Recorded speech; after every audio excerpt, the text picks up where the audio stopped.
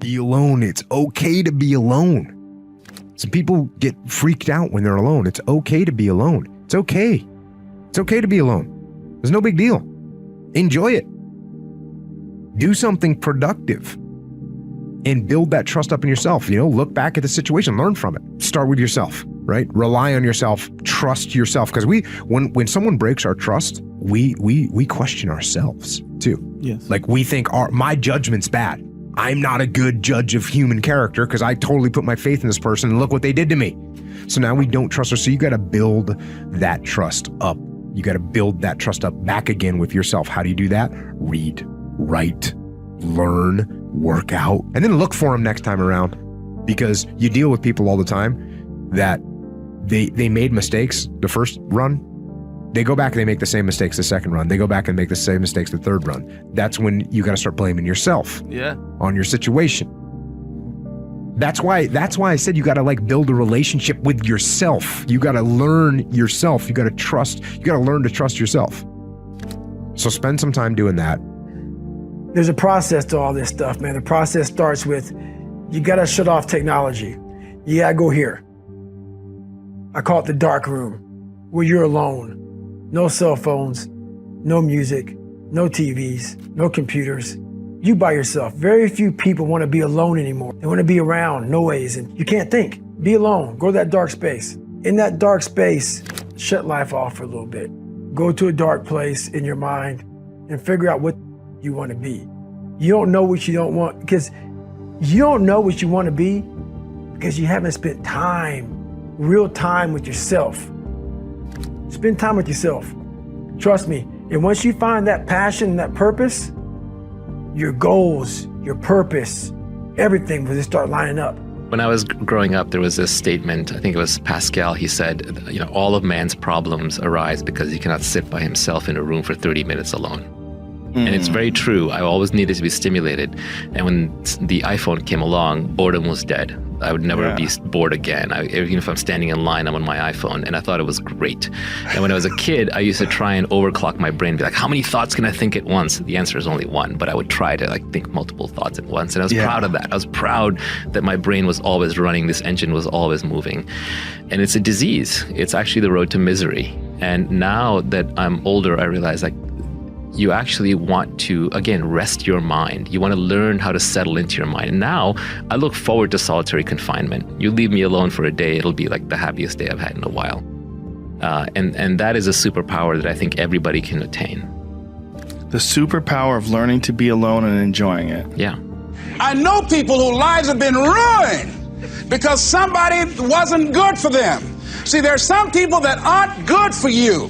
Hello? They aren't good for you. You've got to get them out of your life. See, a lot of people put up with a lot of foolishness because they don't want to die by themselves. Here's what I believe.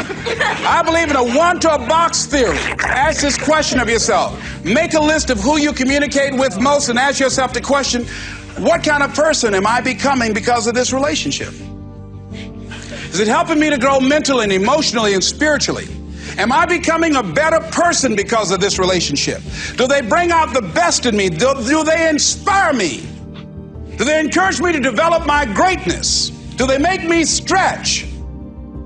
So you got to look at the people in your life and find out, what kind of person are you becoming because of that relationship? My mother used to say, birds of a feather flock together.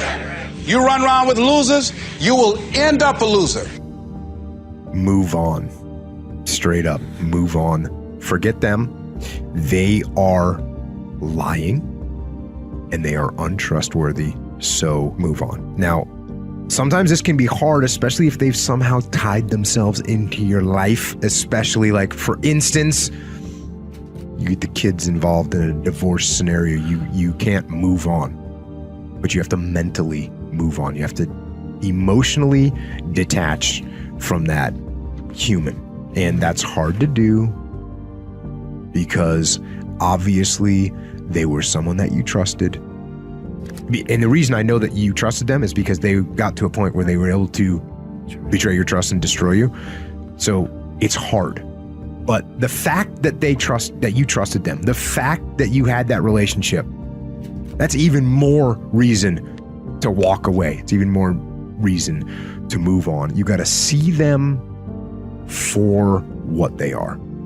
That person is not who you thought they were.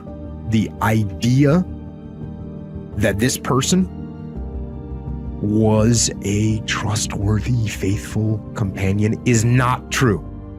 It is not true. That person does not exist. They didn't exist and they don't exist. It was in your head.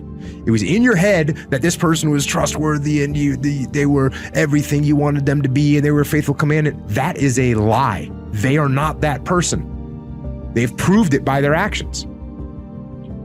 So move on, and at the risk of sounding callous, get over it. Do not dwell on what it was. And don't dwell on what it could have been. You when guys go through bad breakups, don't dwell on that. Deal with what it is right now, what that person is. Deal with reality, accept reality, and be thankful for reality. Be thankful that you were able to learn before you invested more into this person. Be thankful that you found out when you did that this person was a liar, that this person was unfaithful, was untrustworthy. Be thankful that you know it, and you know it now instead of later. And you know what else is going to make it a lot easier to get over these situations is recognize that there's plenty of people out there in the world that are trustworthy and that are faithful, good people. They're out there. Go find one of them. But don't think that that person that you had was the only one in the world. They're not. It's great when people believe in us, cheer us on, make us feel valuable. We love when our spouse compliments us. A friend is there to give encouragement. Our coworker stays late to help us on a project. God uses people to help move us toward our destiny. But here's the key. You can't become so dependent on people that you're getting your worth and value out of how they treat you. It's easy to become addicted to compliments, addicted to encouragement, addicted to them cheering you on. Now you rely on them to keep you feeling good about yourself, to always be there to validate you, to make you feel approved.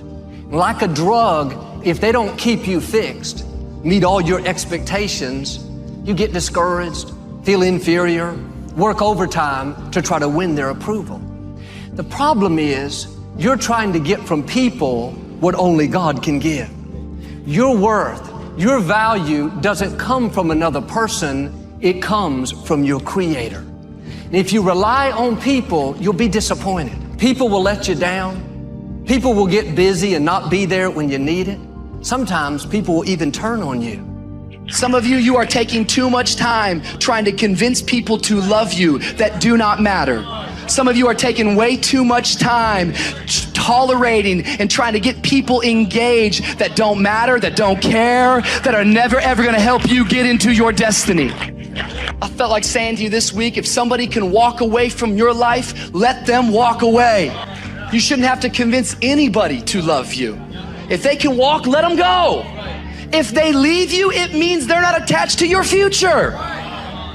We spend so much time wasting energy because we're so upset about being rejected by people. What if I told you that some of the rejection you have been facing in your life, it's because people are jealous of what's on your life? What if I told you that the rejection is simply an indication that you got favor on your life? God is getting ready to do something in your life. You just got to understand there's more to know. We live in an external world. Everything is you got to see it, touch it. It's external. If you can, for the rest of your life, live inside of yourself. Stop listening to people who are calling you fat, gay, transex. Everything that is makes no sense. All these insecure people putting their insecurities on you, you gotta flush it out. You gotta just be whoever the hell God or whatever the hell you believe in. If you believe in nothing but yourself, I don't care what it is. You gotta take everything and throw it away. You have to believe in one thing, and that is yourself. And I'm not saying don't believe in God or what you believe in, but right now, for you to find greatness in yourself, you're not gonna find it by looking in a book or by even hearing me. I may give you the spark, but you've got to go inside yourself to find it. And that means you gotta be quiet. Go in a room, stop talking, search your soul, search your mind, search your abilities, and you'll find it. But if you're not looking for it, you won't find it. So you gotta go start your journey. And the journey starts with you finding, why the hell am I here on this planet Earth? Why am I here? And if you don't know that, you will live the rest of your life searching, always asking the question, why?